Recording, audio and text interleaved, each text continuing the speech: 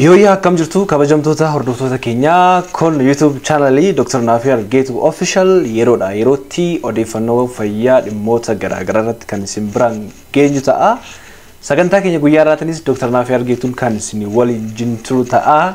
Egaa dhimmoota fayyaa garaagaraa kaafnee baay'een keessan iddoo garaagaraa teessanii kan hordoftan keessan nu barreessaa turtaniitu Haras sagantaa nuti akka irratti ilaallu barbaade yeroo baay'ee namoonni keessumaa dargaggootas dabalatee harmoolii keenyas dabalatee namoonni baay'een kan ittiin dhiphatan dhibee garaachaati.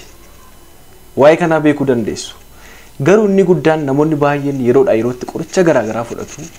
Namoonni baay'een immoo mallattoo isaa ofirratti hin beekan dhibee garaachaa tuusaa ofirratti hin beeku kaan onnee konna dhukkuba jedha kaan waan yaada garaagaraa yeroo itti dubbatu argina jechuudha.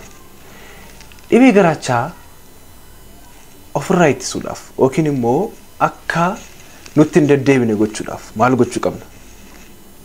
Yoo nurra ture immoo dhiibbaa akkamiin nurraan geessisuu danda'a? Kan jedhu hanga xumuraatti kan walii ilaalu ta'a.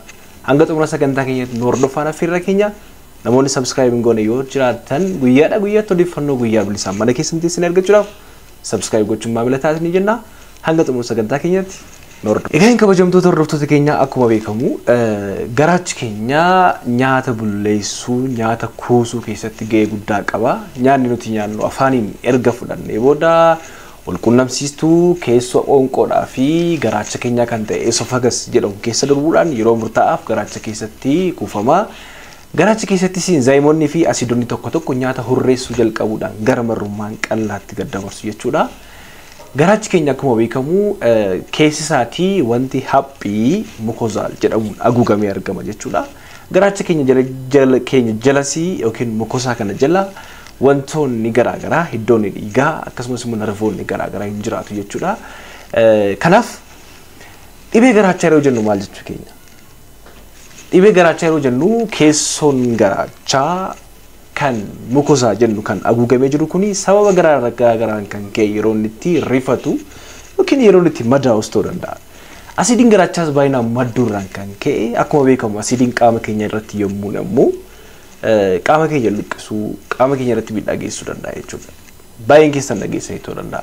Keessoo garaachaa irrattis asiidiin immoo baay'inaan yeroo inni maddutti asiidiin garaachaa hydrochloric acid jedhamu kun garaacha keenya miidhuu danda'a jechuudha.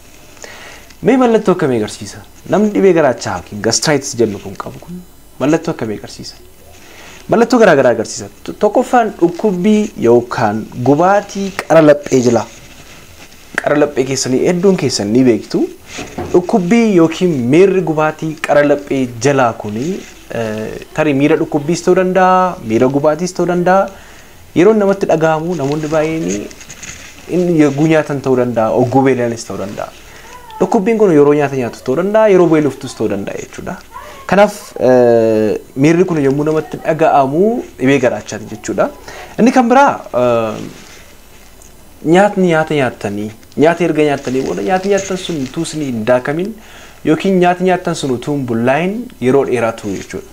Namoonni baay'een nyaati nyaadhe narraa hin dalagne nyaati nyaadhe naaf hin hojjetu jedhanii yeroo isaatti dubbatan jiru jechuudha.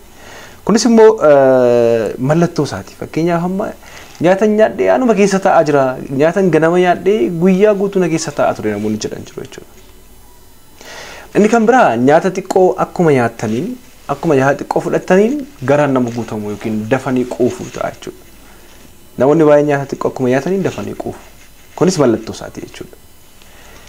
Mallattoonni kan biraa yoo ilaallu ol lama tuttuquu yookiin ol lama deebisuu yookiin immoo ol lama guurus ta'uu danda'a jechuudha. Namoonni baay'een immoo ol tuttuquu ta'uu danda'a. Nama dadhabsiisuu fakkeenyaaf amma miirri namatti hin tolle miirri namatti ulfaatu qara laphee jalatti yookiin immoo laphee keenya gambitaa kana nutti dhagahamu keessaa waan akka nama dhiibu waan nama qabu jechuudha. Miirri namatti hin tolle keessattuu erga nyaata nyaatanii booda jechuudha. Namoonni yeroo sadarkaa garaagaraa dhagahamu fakkeenyaaf amma gubaatiin kun sadarkaa wallaalchisuu illee sadarkaa dafqisiisuu qaamni adooduu akka kanatti illee geessuu danda'a jechuudha. Miilli faa yeroo baay'ee namoonni tokko tokko namoonni siivar ta'e kan qaban yeroo san argina jechuudha. Lapheen jalas namatti ulfaachuu ta'uu danda'a. Darbee darbe immoo namoota muraasa irratti hanga sadarkaa dhiiguutti ga'uu danda'a. Madaa'ee jennaan yookiin immoo ujummoon dhiigaa haguugduu garaachaa kana jala jiru yommuu liqoo yeroo inni immoo raabchirtu dhiiguu danda'a, dhoolee danda'a jechuudha. Sadarkaa garaagaraa irratti nama ga'uu danda'a jechuudha. Egaa akkuma beekamu dhibeen garaachaa sababoota garaa garaati kan jalqaba irratti kaasnee baakteeriyaan garaachaa Helicobacter pylori H pylori jedhamu kan garaacha jalatti argamu yeroo inni wala'u yeroo itti qaama farra laga qaama keenya irraa orkoo yeroo itti walitti buulee sadarkaan kulkula kinimmoo inflammation kanaaf rabuusuu danda'a jechuudha.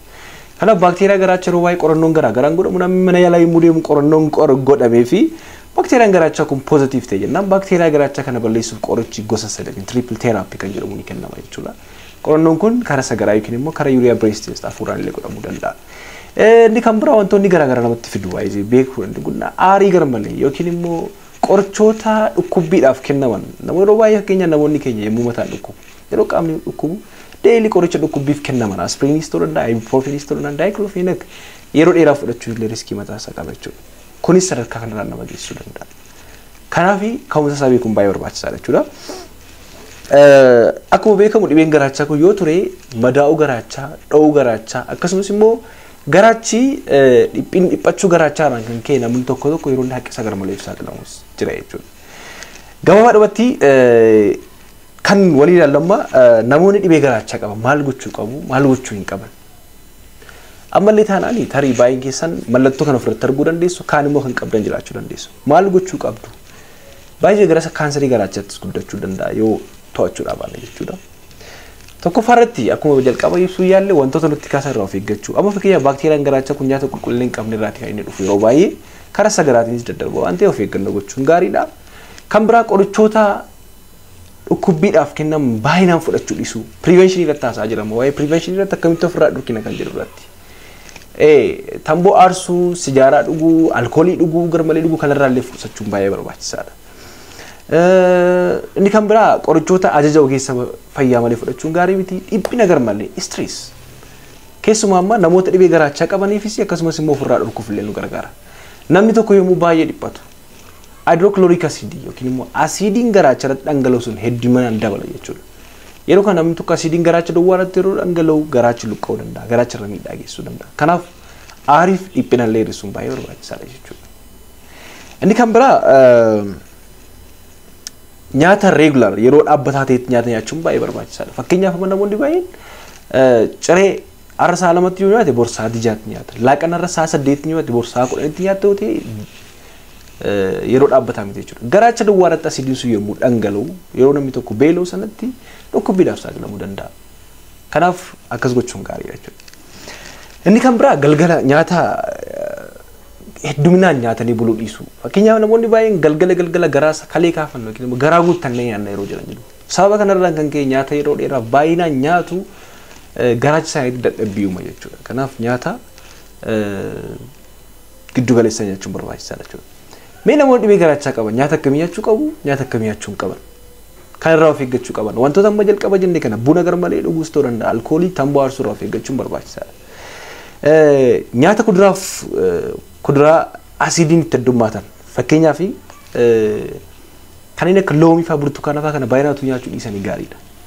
Asiidii fi burtukaana asiidii baay'inaan of keessaa qabu waan ta'eef.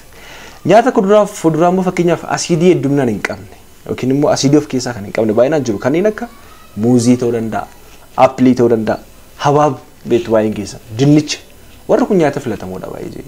Warreen kanneen soorachuun baay'ee gaariidha jechuudha.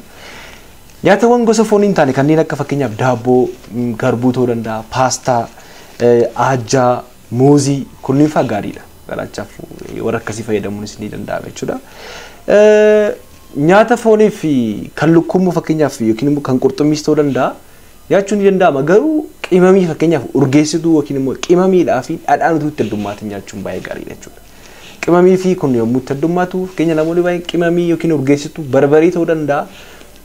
Urgeessituu kana yoo itti heddummaate ammallee nama dadhabsiisuu danda'a waan ta'eef jechuudha. Gosoota dhugaatii keessaati fakkeenyaaf amma yeroo baay'ee namoonni laslaasaa fayyadamuun hin gorfamu garuu bishaan baay'ee filatamaadha. Bishaan dhuguun baay'ee gaariidha jechuudha.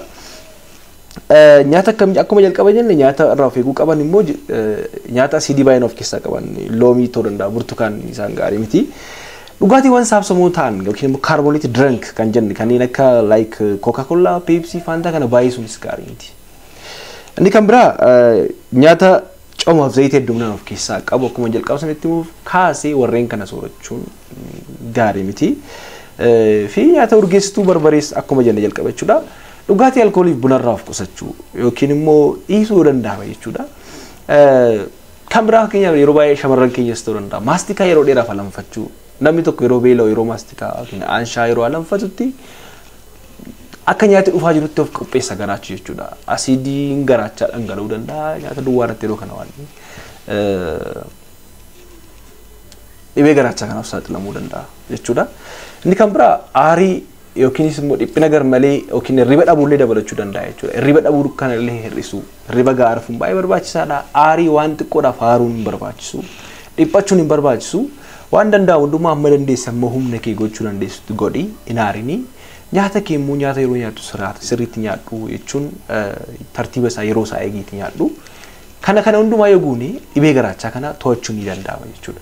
Keessumaa namoonni dhibee garaachaa qabdan nyaata isinitti kaasuu fi nyaata isinitti hin kaafne adda baastanii baruun barbaachisaadha. Tarii amma fakkeenyaaf hamma namni tokko nyaata isaaf ta'u jira kan isaaf hin taane. Nyaata kanneen adda baastanii nyaachuu qabdu. Nama gammachiisuudhaaf jecha fakkeenyaaf hamma mana sargiittis ta'uu danda'a, iddoo kaanittis ta'uu danda'a, hiriyyaan keessan sin affeeree ta'uu danda'a. Isa gammachiisuuf jecha wanta garaachi keessan hin jaallanne wanta isin hin barbaanne nyaatinaa jechuun barbaada. Egaa waa'ee dhibee garaachaa ilaalchisee wanta dubbachuu barbaade kana fakkaata. Hanga xumura sagantaa keenya turtanii waan hordoftaniif guddaa galatooma.